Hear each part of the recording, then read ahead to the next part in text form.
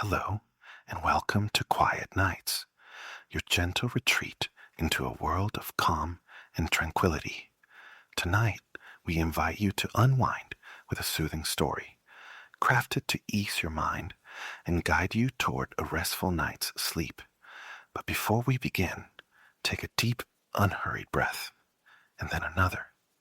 Feel the weight of the day slowly melt away, like soft clouds drifting across the evening sky. Let go of any lingering thoughts, any tension that still clings to you. There's no rush, no expectations, only this quiet moment, just for you. As you listen, let the rhythm of the words lull you into a state of peaceful relaxation. Now close your eyes, settle in, and let the whispers of the night carry you away. Welcome to Quiet Nights.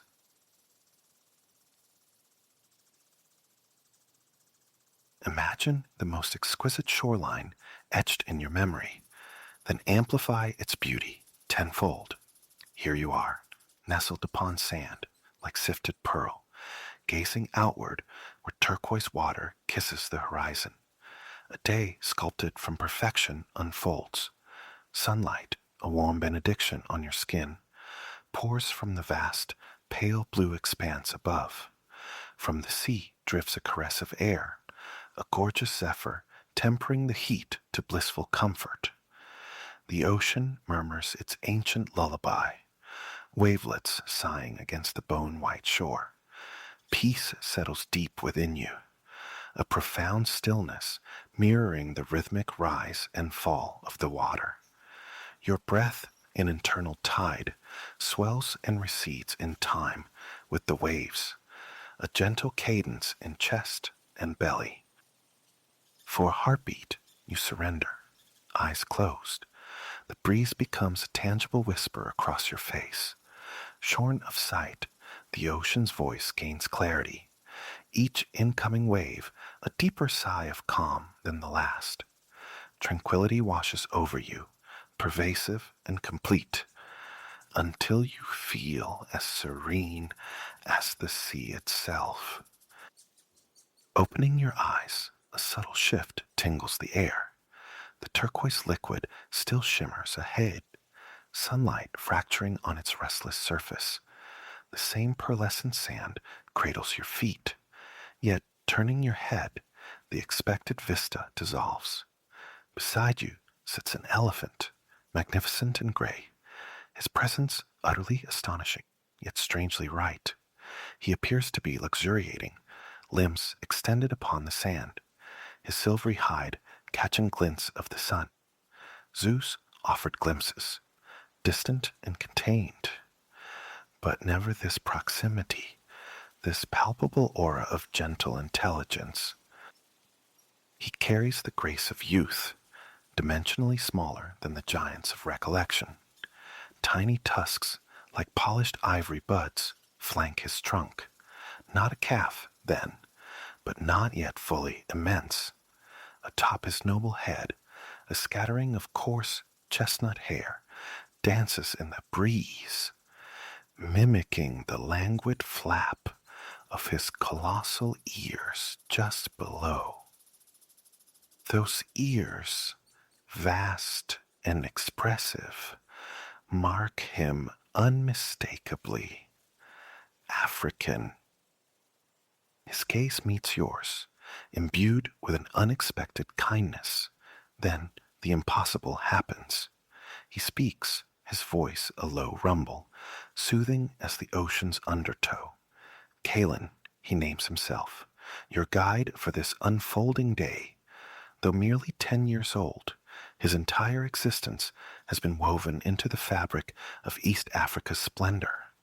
It would be his honor, he conveys, to unveil his cherished homeland, Tanzania. Visions spark, Kilimanjaro's sky-piercing summit, the vibrant pulse of wildlife in the national parks, and shores like this very one. The strangeness of conversing with this creature dissolves into pure magic. His tone resonates with profound love for this land, assuring you of his capability. when he inquires if you wish to ride upon his back. Hesitation is unthinkable. You ascend, and there, upon the sun-drenched beach, your grand African adventure commences.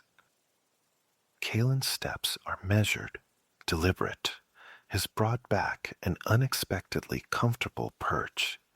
He ambles towards the water, choosing the soft wet sand along the coastline, his passage marked by the loveliest splashing sounds against his sturdy legs. Elevated, you remain perfectly dry, a passenger upon a living raft, gliding above the shallows. This, Kalen explains, is the Indian Ocean, third largest on the planet. From this vantage, its immensity and beauty deepen.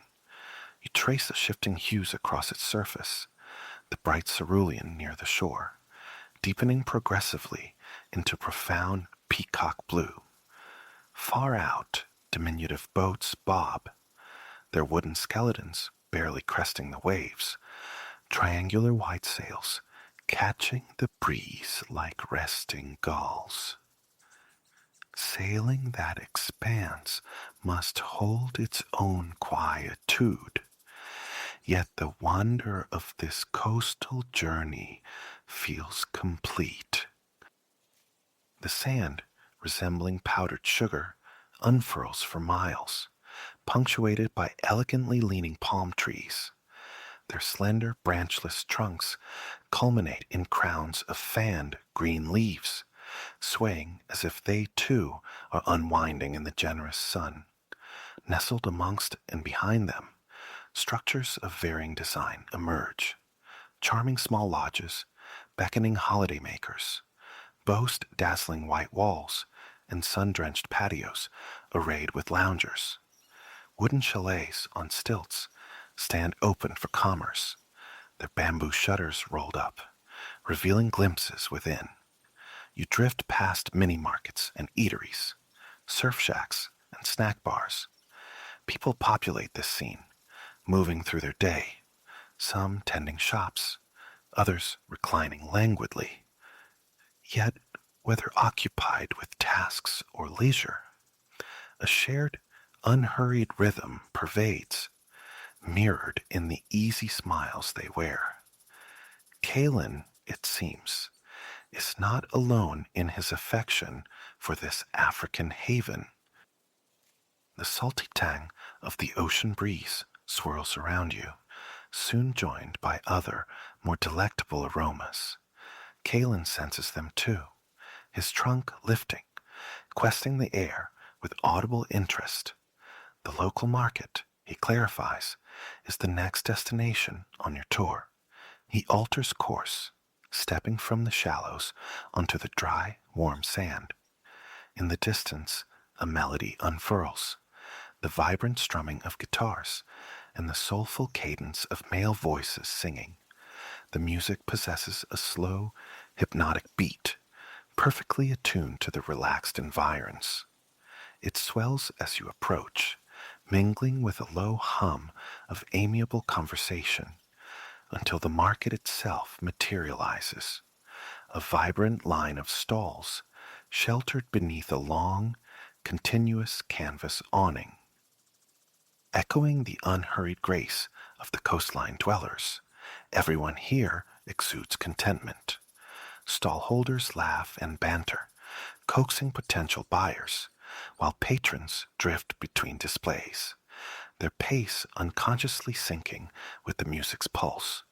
Some pause, scrutinizing wares, initiating gentle negotiations. Others seem content merely to absorb the atmosphere, nibbling snacks or sipping cool drinks as they wander. While several stalls offer sustenance, Kalen has a particular spot in mind.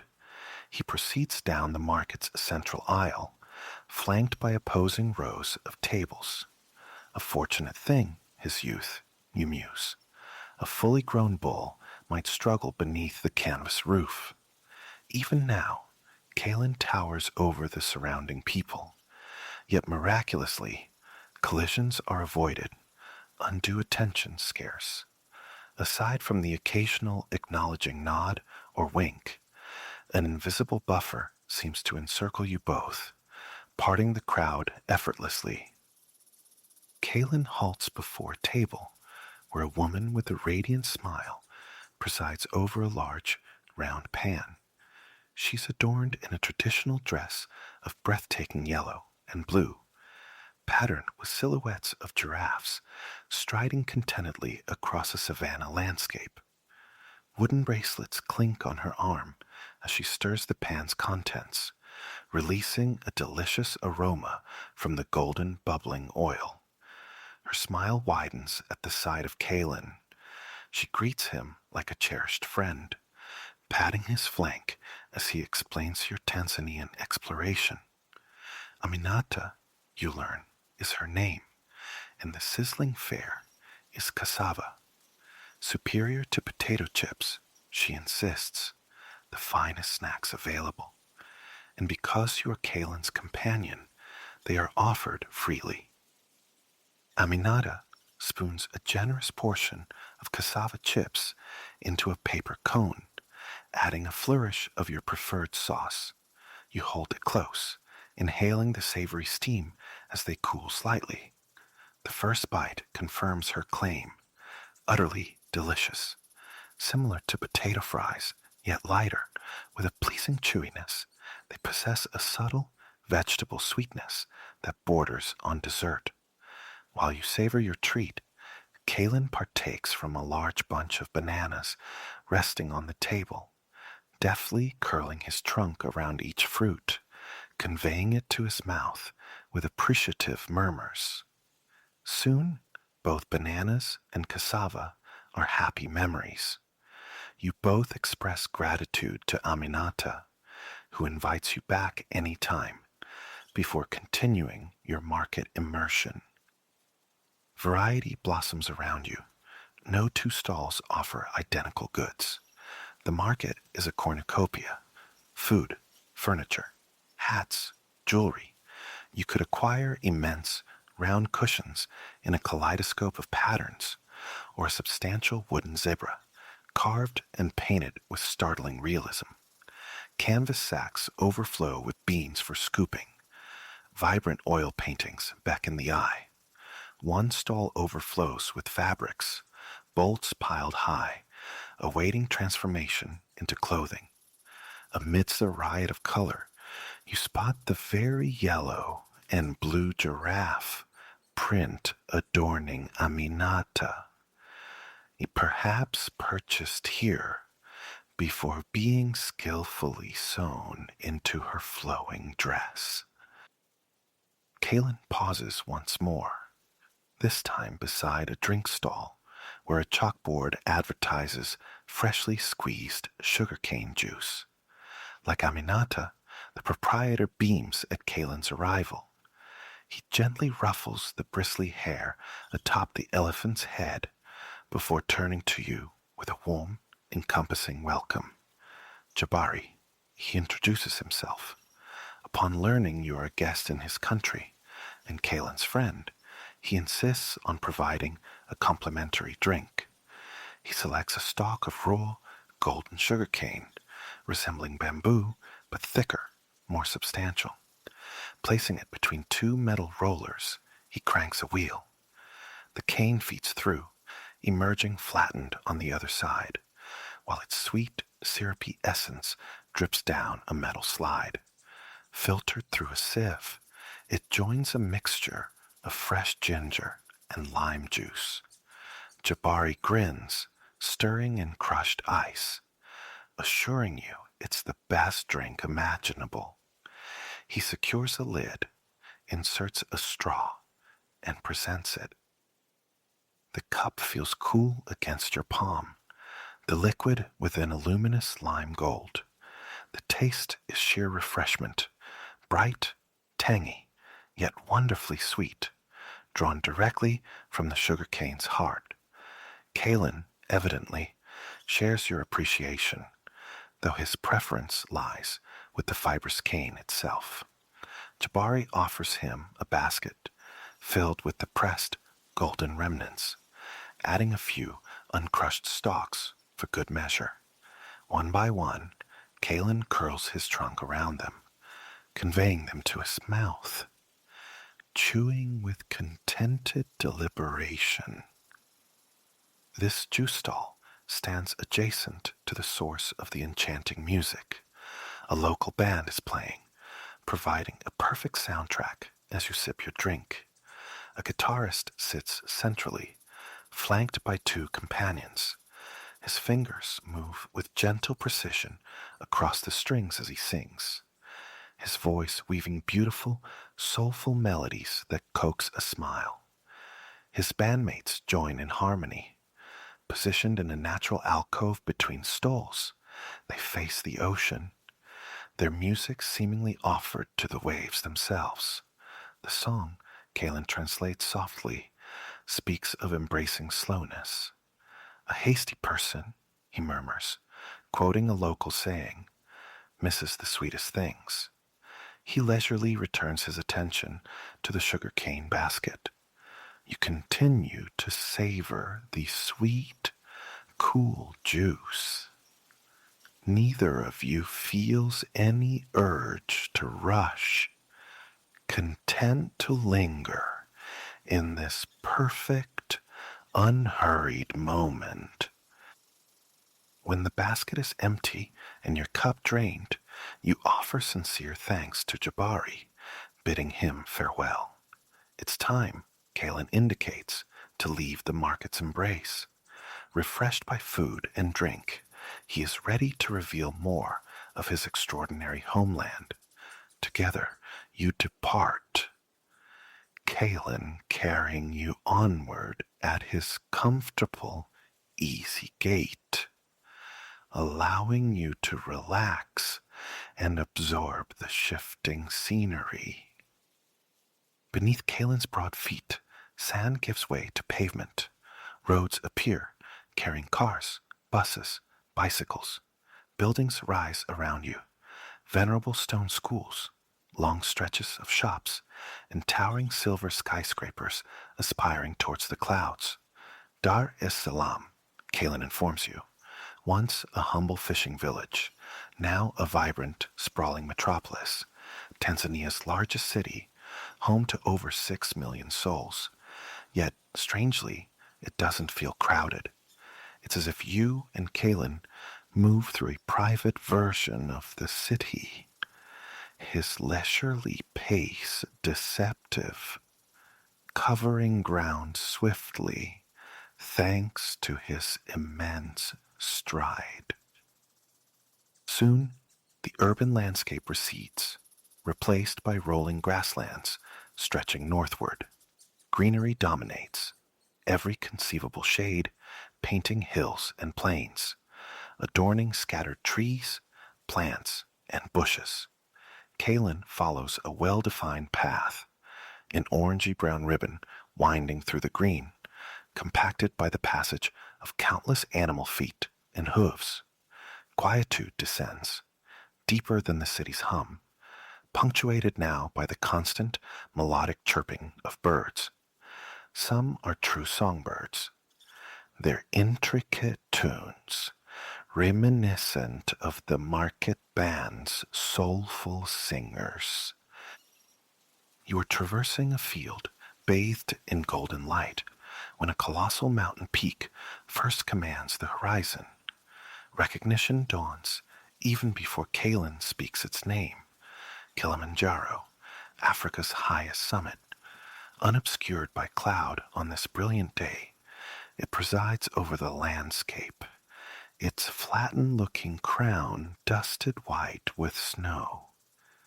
The roof of Africa, Kalen calls it.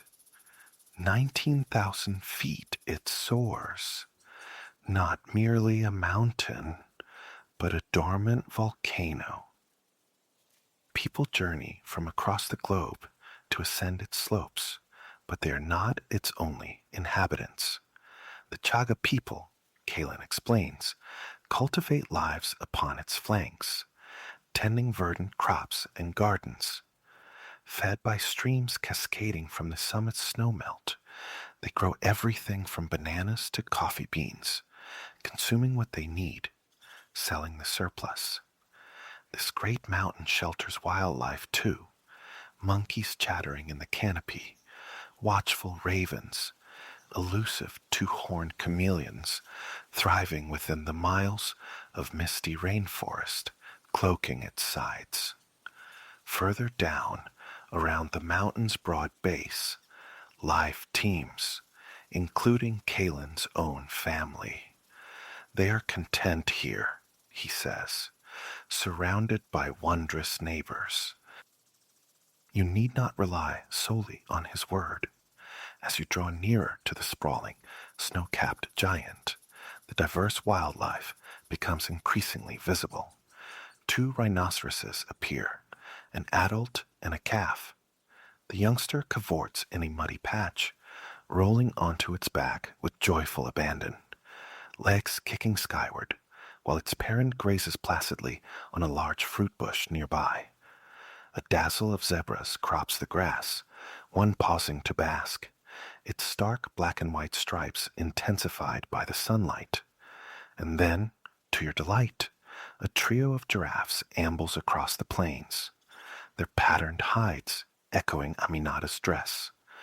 No longer mere silhouettes, but a stunning mosaic of yellow and brown blotches. You watch, captivated, as they approach a massive emerald leaf tree, extend their impossibly long necks, and begin delicately browsing the topmost leaves. Kalen knows these elegant creatures. He calls out a greeting as you pass. They pause their meal, turning their heads to return his call, welcoming you graciously to their beautiful homeland. The giraffes, it seems, share the pervasive friendliness of this place. Small wonder Kalen holds it so dear. One informs Kalen that his herd was seen heading towards the local watering hole. Thanking them, Kalen lifts his trunk high, emitting a magnificent trumpeting call, announcing his imminent arrival to his family. Seconds later, answering calls rumble back across the savannah. Kalen turns, already moving towards the sound, eager for you to meet his kin. Soon, the herd comes into view, a slow-moving river of silver gray against the landscape. 10 elephants in total, you count, walking in disciplined single file. As anticipated, the adults are immense. The leader must stand 10 feet tall. Bringing up the rear is an elephant not much larger than Kalen himself. This, you realize, is his mother. She turns as you approach the line, greeting her son with a fond rub of her trunk across his head. Her pleasure at seeing him and at meeting you is palpable. She waits patiently for Kalen to join the procession, then resumes her place at the very end. Together, you move onward. The watering hole is not distant, yet a pleasant weariness begins to settle over you. Your body yields to the comfort of Kalen's steady back, leaning unconsciously, like one of the coastal palms surrendering to the breeze. Kalen's mother must notice. You feel the gentle, steady pressure of her trunk against your back, a living buttress preventing a tumble. She supports you thus all the way to the water's edge, then carefully assists you in dismounting. You murmur your thanks as she steps away to drink. Turning to Kalen, you express the wonder of the day spent in Tanzania. He has been an exceptional guide, the most amiable elephant imaginable. He responds with an affectionate brush of his trunk across your hair, assuring you of your welcome any time. You are part of the herd now, he conveys, embraced as family. He leads you towards a sprawling wild fig tree, inviting you to rest in its generous shade, leaning against the sturdy trunk. From this vantage, you watch the elephants congregate around the large pool. Some drink deeply, others splash and bathe. A few seem simply content to wade, sending ripples dancing across the water's surface. Closing your eyes, you inhale the clean air. The scents of grass, earth, and damp mud mingle, strangely comforting. You listen to the gentle sounds of the watering hole, the lapping water, the soft rumbles of the elephants, and smile, thinking of your newfound friends. Almost imperceptibly, sleep begins to claim you. Your extraordinary day concludes much as it began, enveloped by the soothing sounds of lapping water in beautiful, magical Tanzania. Conjure in your mind's theater an old water mill, its heart built of 18th century russet brick, a slender chimney breathing skyward at its flank. Beside it lies a pool, a mirror of liquid stillness. This is ash water.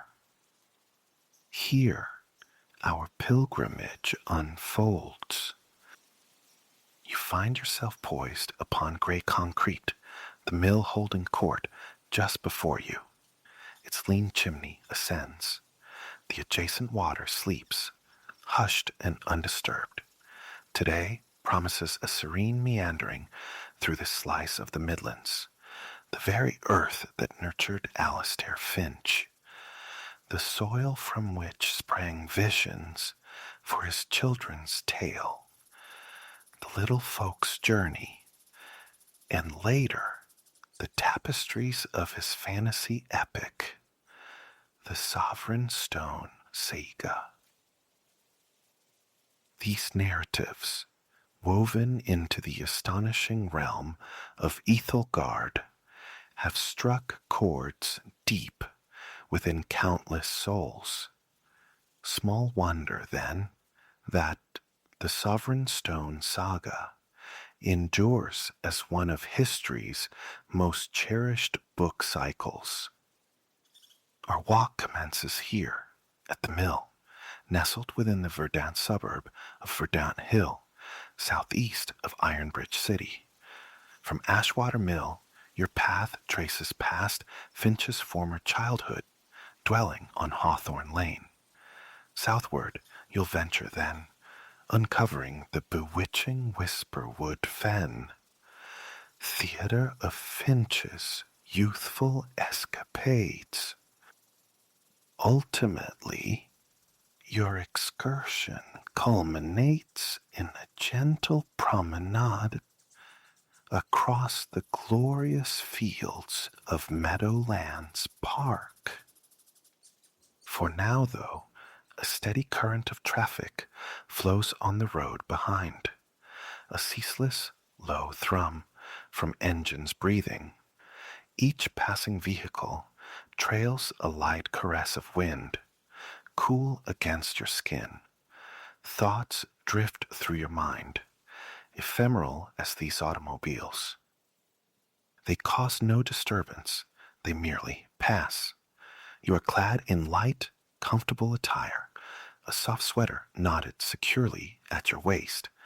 Your sole companion is a small rucksack holding essentials and a flask of water. You feel unburdened, liberated, standing upon the pavement, aware that nothing more is required. Ready to embark, you draw a little nearer the mill, hungry for a clearer perspective. 4 miles south of Iron Bridge City's core, it resides, in the erstwhile hamlet of Ashwater. This very place whispered inspiration for the Meadowlands in the Sovereign Stone saga. Finch himself called Ashwater a kind of vanished idol. It was the sanctuary of his halcyon youth, a realm he charted for untold hours. On this lucid, sun-drenched day, the mill a perfect picture, you grasp his sentiment. If the little folk's journey resides in your memory, the mill might stir recognition. Within its pages, mentions arise of the protagonist, Pip Willowbrook, wandering past the mill in Meadowbrook.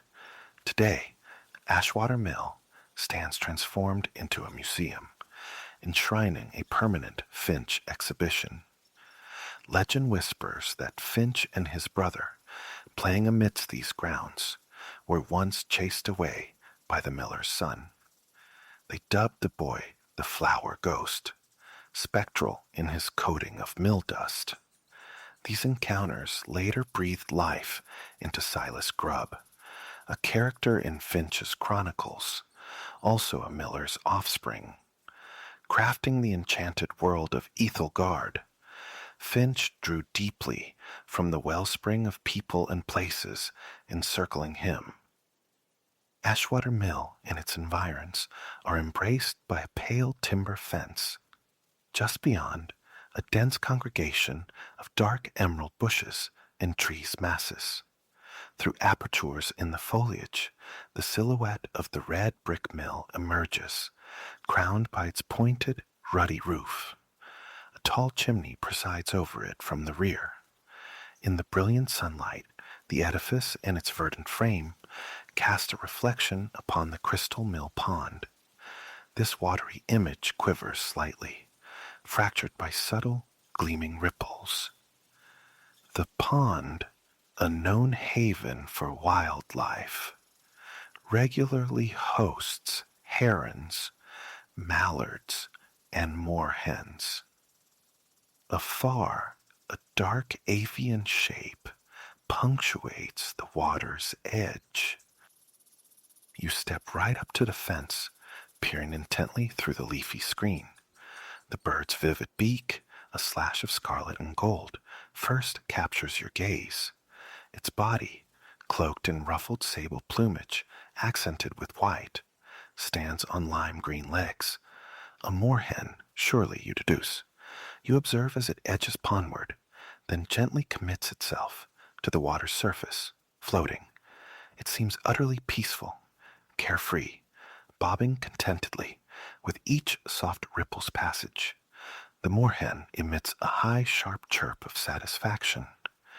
You watch it glide, swift as a water skier, across the pond towards the mill. Reaching a small grass-topped platform, it employs its wings for a final boost, settling down to rest beside the ancient structure. Witnessing the moorhen's calm repose, a similar tranquility settles over you.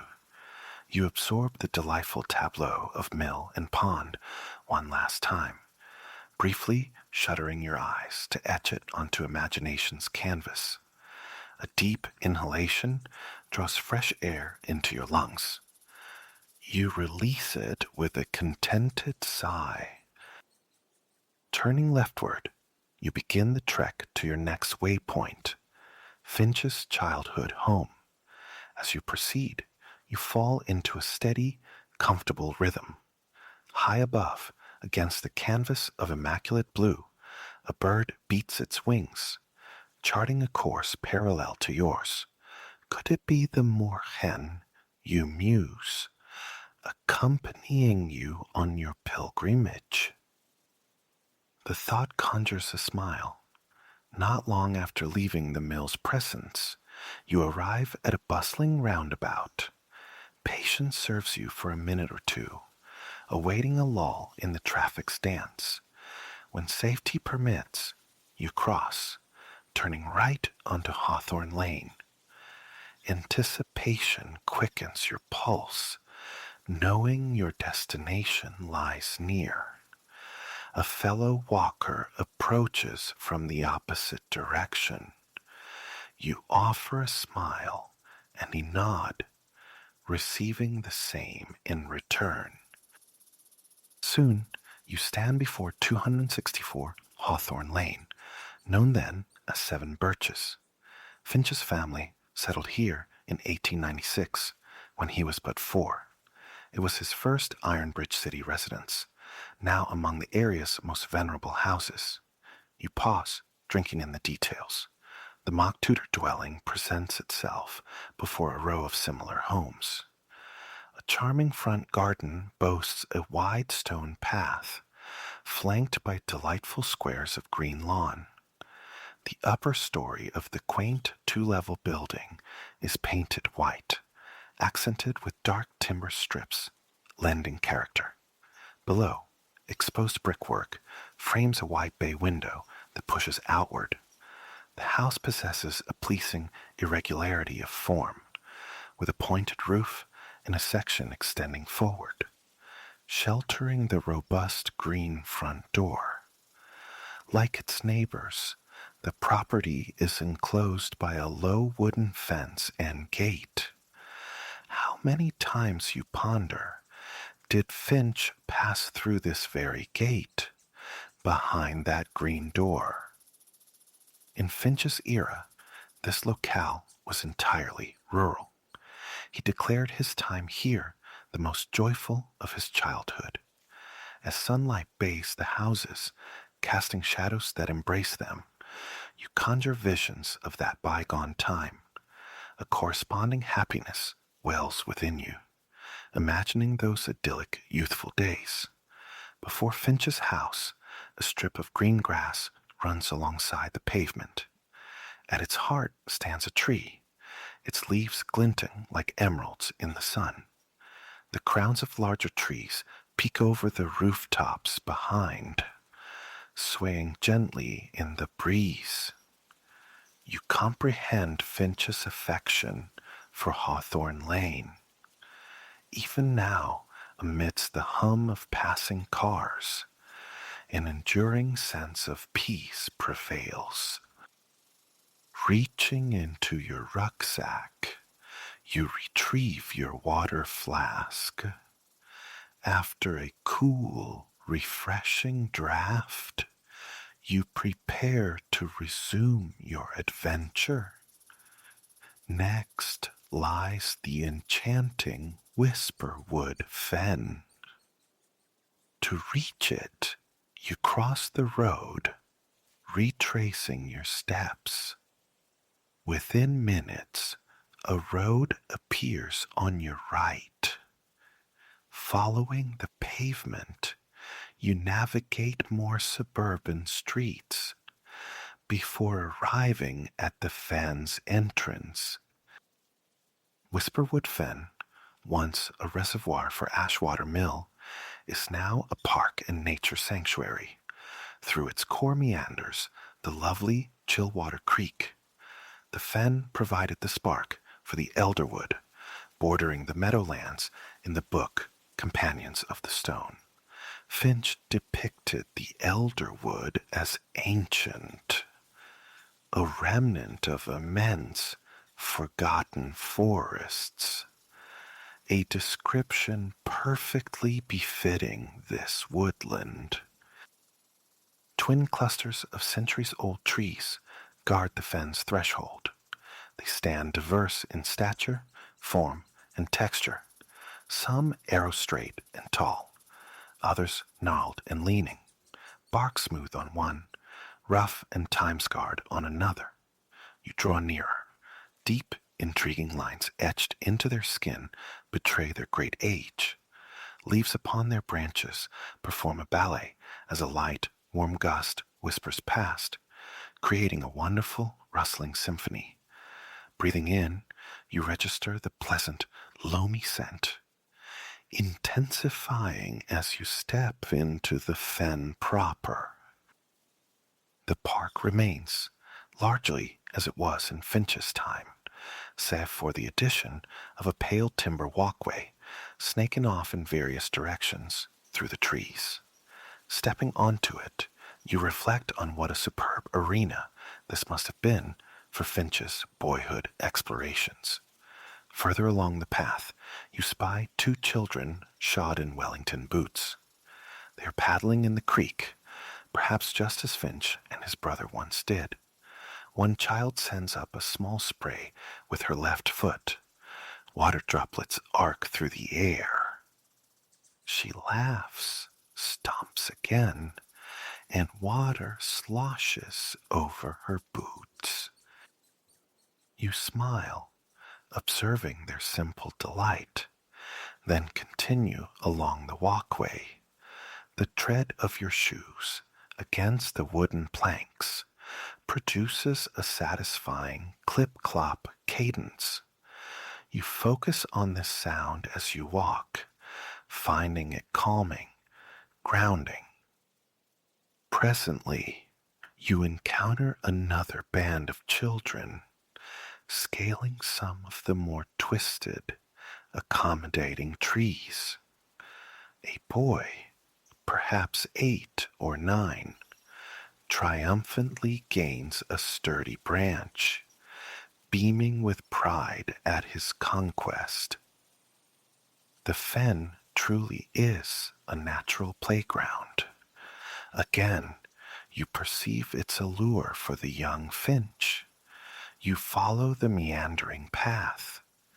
Patches remain muddy, damp, where the sun's rays, filtered through the dense canopy, have yet to reach.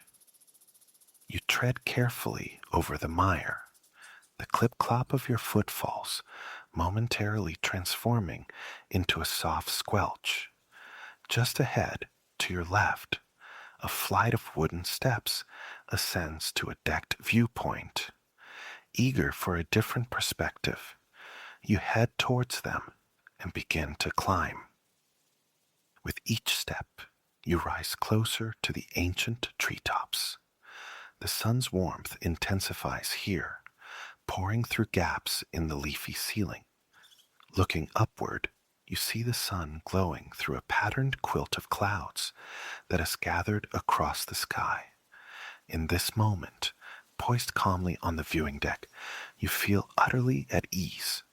Below stretches a sea of green, trees, grass, moss. Occasionally, through breaks in the verdure, you glimpse other figures moving through the fen, their sounds muted by distance. It is profoundly peaceful here. The only audible notes are the susurrus of leaves stirred by the wind and the delicate tweets of birds perched on nearby branches. The fen is both intriguing and tranquil. What a magical place, you murmur inwardly. After a quiet interval spent admiring the scene, you take another sip from your water flask. Refreshed and ready, you descend the steps, returning to the wooden walkway below. You follow the path leftward until you reach a gate flanked by trees. Passing through, carefully securing it behind you, you find yourself once more on a pavement beside a busy road. Initially, the sound of cars feels alien after the fen's quietude, but the return of this gentle background hum soon becomes soothing. Once again, you're aware of thoughts drifting past, mirroring the traffic flow. You know tranquility awaits shortly in Meadowlands Park. For now, you turn left maintaining a steady pace along the pavement. The cloud blanket has dispersed, and the sun washes warmly over your skin. This pleasant heat is welcome after the tree's cool shade. Scarcely a breeze stirs. The temperature is perfect for walking. During this adventure, time has lost its grip, but there is no urgency today. You relish the freedom to linger. At the roundabout, you turn left again, continuing along the pavement, absorbing your surroundings. Small birds flit in and out of the bordering bushes in what seems a choreographed dance. A dog walker ambles past, their fluffy charge pausing to investigate scents beneath the shrubs. You exchange smiles before proceeding, and you keep walking until a familiar landmark reappears.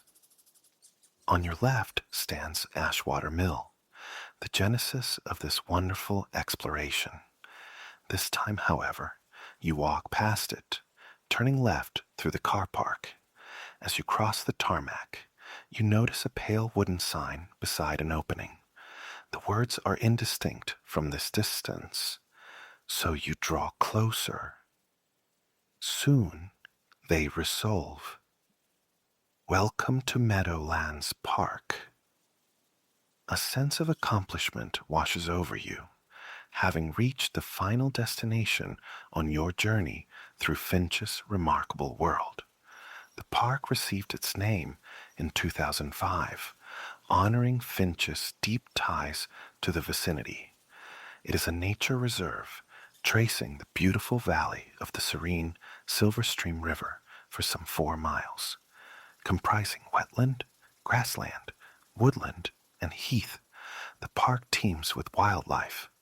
Like the mill pond, it often welcomes herons, mallards, and moorhens. With luck, one might even glimpse a kingfisher pursuing its aquatic prey. Entering the park, you hear the laughter of playing children and the river's gentle murmur. A vast, lush green field unfurls before you, stretching into the far distance. A straight, golden path bisects the field, running parallel to the river. Vibrant blooms, pink, purple, yellow, cast their colors onto the water's surface, which glitters under the sun. Just as Finch portrayed the Meadowlands in his books, this park is beautiful, idyllic. It isn't merely the river and path that command attention. Along the field's left edge stands a wall of trees, a natural bastion separating the park from the world beyond. These trees offer cool respite from the sun, yet permit sufficient light and warmth to filter through their leaves. The ground beneath them looks inviting, an ideal spot to pause and rest. At this thought, you yawn, stretching your arms, suddenly aware of a pleasant weariness from the day's walking. Perhaps, you consider, it is time for repose. Stepping onto the springy turf, you make your way towards the trees, slip off your rucksack, and sit. Untying the sweater from your waist, you fold it into a makeshift pillow on the ground.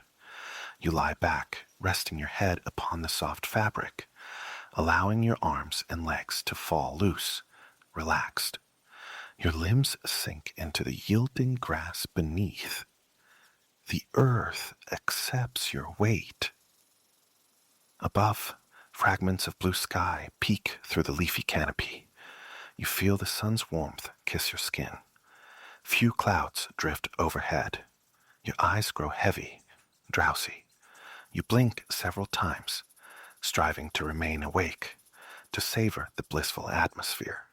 But soon, keeping them open requires too much effort. Your eyelids gently close. You begin to attune yourself to the soundscape around you.